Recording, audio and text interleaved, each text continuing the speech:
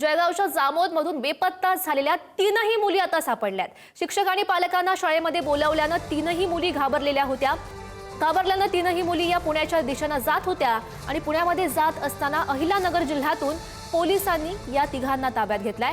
पोलिसांनी तीनही मुलींना पालकांच्या स्वाधीन केलेलं आहे आणि या संदर्भात अधिकची माहिती जाणून घेऊयात। आमचे प्रतिनिधी संदीप वानखेडे सध्या आपल्यासोबत आहेत। संदीप, या सगळ्या प्रकरणासंदर्भात पोलिसांकडून नेमकी काय माहिती समोर आली आहे? गौरी, आपण जर पाहिलं तर जळगाव जामोद बस स्थानकावरून ह्या तीन मुली ज्या आहेत ह्या रहस्यमयरित्या ज्या आहेत हे बेपत्ता झाल्याची माहिती मिळाली होती आणि त्यावरून पालकांनी दिलेल्या तक्रारीवरून जळगाव जामोद पोलीस ठाण्यात अपहरणाचा गुन्हा देखील अज्ञात व्यक्तीविरोधात दाखल केला होता।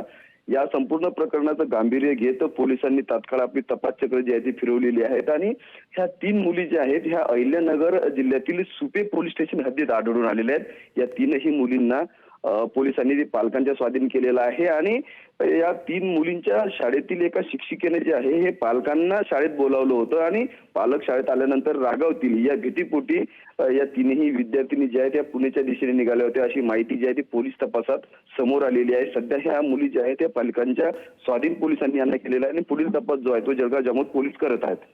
नक्कीच संदीप, धन्यवाद दिलेल्या सगळ्या सविस्तर माहितीसाठी।